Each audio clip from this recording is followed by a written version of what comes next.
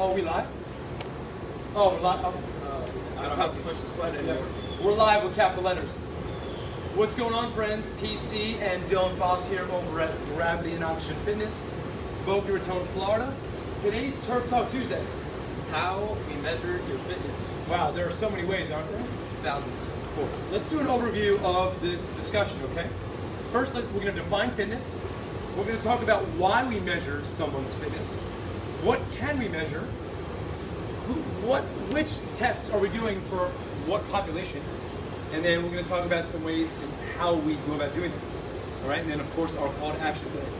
So as we usually do, we like to begin by defining fitness. Give it to them.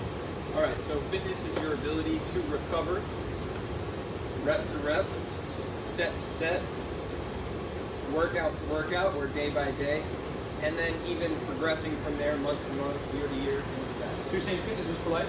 Absolutely. This is groundbreaking. Rep to rep, set to set, workout to workout, day by day. That's how we define fitness, okay? Now, there are ways to quantify someone's personal fitness level, correct? Good. And we want to talk about why we're doing it. Essentially, it's to quantitate the overall improvements. We say often here that we don't know where you've gone if we didn't know where you came from. So it's important to assess someone's current ability level from a physical standpoint, right? Like if I went 1 meter yesterday, I can go 2 today. I'm twice as good. So in a sense, you can say you doubled your fitness in one day. One day. Incredible.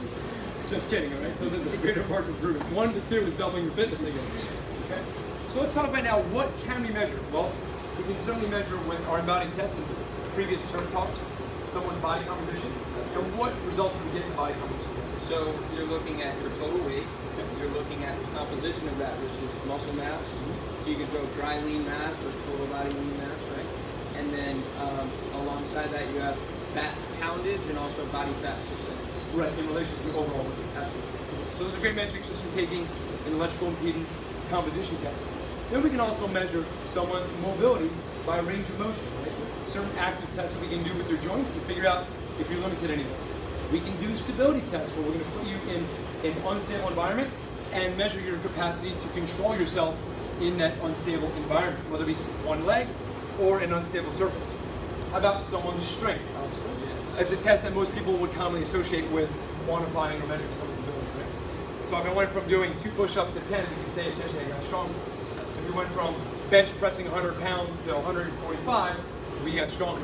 Same thing for squatting and chin-ups, right? Easy. We can measure someone's stamina, the ability to hold contraction for an extended time period. Like a chin-up hold? Exactly, chin-up hold for how long can you hold yourself up against gravity. So you went from 15 seconds to 28, you've essentially increased your stamina and your strength. They go commensurate with hand in hand. How about someone's cardiovascular endurance, right? Your ability to run a mile. So if you're shaving down your time in that same mile, okay, that might be your capacity getting more cardiovascular fit. But instead of running 1 mile, now you can run 2 to 3 miles. That would be the capacity to perform cardio longer. Definition of endurance. Okay. How about someone's athletic performance? So that's for select populations. We can measure someone's leg power. We can measure someone's accuracy. Right. All those different types of performance tests we can do, and even recovery. So we were talking about as we were writing our bullet points for this talk. How do we measure recovery? So maybe talk about use of heart and mind.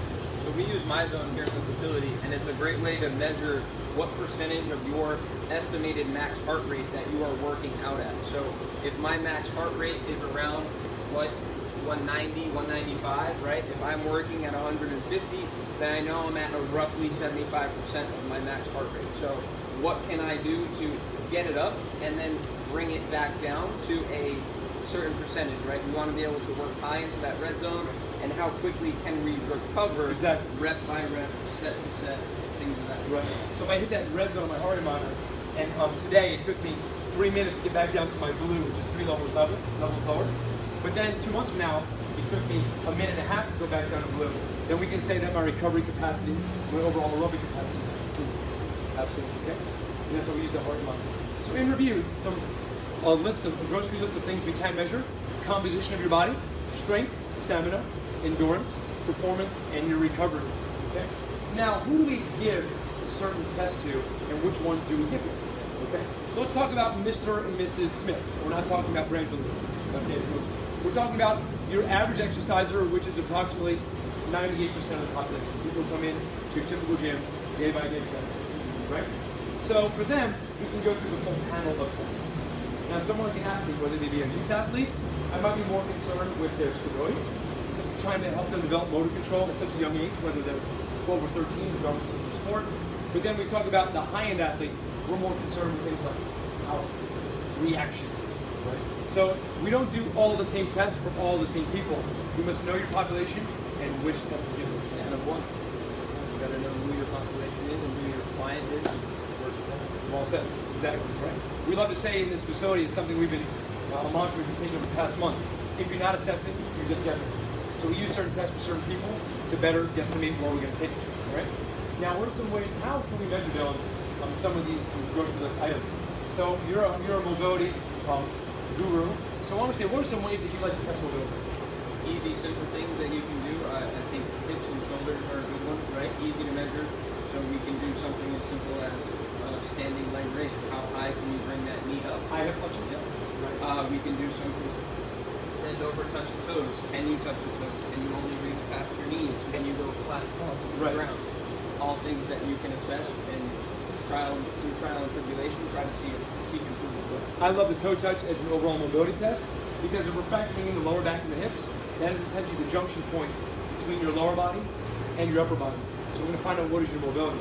And we can also test that mobility in all different directions. So beyond just doing the sagittal toe touch front and back, we can measure someone's ability to shift side to side, rotate the hips, their ability to turn, their capacity here, thoracic extension.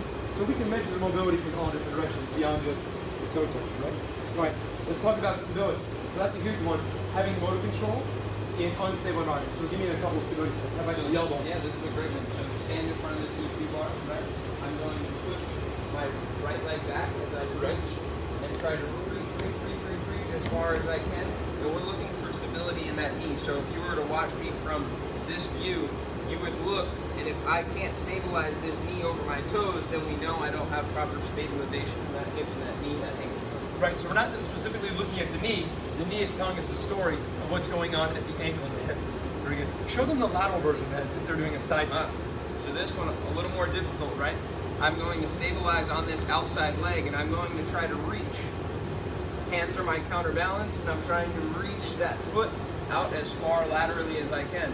Some people will go out behind, try to cheat it. Others will go out in front, and others will just not be able to maintain the stability in that leg that they're weight bearing. Very good. Can you face this way and go to a push-up position? Push-up? All right, this way. Yeah, so the push-up test is a great way to measure someone's strength ability, but also what's going on from a stability standpoint with the shoulder blades and the shoulder. So as Dylan is going up and down during a push-up, okay, we would have them do a hand release push-up where they lay all the way chest to floor. Okay, I'm looking for a few things in stability. Is their back and hips sinking to the floor? Are their shoulder blades beginning to collapse and ring? So there's many things we can do and test multiple aspects in the same test. So push-ups are a great way to measure stability of the shoulder, the core, and also get reps for strength ability. Now we talk about stamina and also more shoulder stability. I'm going to segue into something as simple as a knee tuck hold here where I'm pushing into the yellow bars. So we're going to see how long does it take for my shoulder blades to begin to collapse where I'm looking like a shrug, but also how long can I maintain that position holding myself up on those yellow bars. And much like what happened with me yesterday in that tank, right? If you can't even begin a test like that, then we know that shoulder stability might be someone's issue as opposed to their stamina within their shoulder muscles and muscles. Absolutely. Sometimes their push-ups can be effective because they don't have stability. So we'll find that out sooner or later. Exactly. Now using these same bars, if we wanted to measure also someone's upper body strength, we can put them in a horizontal position. I hold on to the bars, and now my hips are airborne, and then how many repetitions of this horizontal row can I perform? Okay. Very good. Oh, I'm exhausted. 4. Wow. Done. So you can use also the same piece of equipment for multiple tests, and that's efficiency in your assessment examination. Okay. What about power? Power, great. So we're talking about that athletic population again. If you notice, behind us, we have a tape measure. So Dylan is a collegiate basketball player, retired collegiate basketball player, all right? So we can measure leg power and his ability to jump for a certain distance, and then we can retest him 8, 12 weeks down the road. Wow, that was decent. Give me your true, let your color shine, buddy. Hands up. hands down. Beautiful. So he didn't control that, so that test does not count. The only way a test is complete, if he can stick the landing. Good. Now he's holding it, so now I measure 7 feet 5 inches. That's pretty good. So a broad jump is a great way to measure someone's athletic performance from a leg power standpoint. There you go. Also, what are some other measurements of power? We can talk about using cable machines and measuring their capacity to punch. Right. From an upper body standpoint, we can take a medicine ball and have them launch and throw. So we have upper body power standpoints. We have trunk rotation torque to provide power in a rotary standpoint. So there are many ways we can test an athlete from a power standpoint for the overall ability. I was going to say, even if you got athletes specific into a sport and you wanted to test them for a pitch, but the speed is a product of the power that they're outputting in their whole body. So if you see an increase in the pitch, the velocity of that pitch, then we know that we've increased their power output. Correct. When I was asked to work with the FAU quarterbacks here in Boca Raton last year, we pitched the idea to Coach Kiffin when he was at FAU that we're going to measure two things. We're going to take a baseball radar gun and measure the velocity of their quarterback throw, but then also their average distance. And at the end of working with them for a season, has the velocity gone up on that throw and has their distance increased. So these are great ways that we can specifically monitor metrics of improved performance based on training. Cool. Now, let's talk about our event coming up in 2 weeks, which is generally a metabolic conditioning quantified measurement, right? So I like to say that metabolism or metabolic training is the cousin between the cardio and the strength. Right? We're going to see how well you can perform under that duress condition. So on October 31st, 2.5 weeks from now, we have a metabolic conditioning measurement test, don't we? Absolutely. Turned into an event, a glorified event. Yeah. Absolutely. So it's a 10 exercise gauntlet measured by time for your completion of that overall performance. Everything from leg stamina to grip capability to locomotion to cardio. It's all wrapped up in one soup. And on October 31st, we're going to be having that DecaFit, our DecaWeen challenge here on Halloween morning, and costumes are encouraged. Anything you want to say about that? Yeah, so it's a good way. Once again, we can monitor someone's improvement. It's a timed course, right? So if you're doing a blend of stamina and endurance-based exercises, then we know if we've decreased your time to complete the course, then we know that we're improving not only your metabolic conditioning, but your muscular stamina and your cardiovascular endurance all at the same time. The true definition of fitness.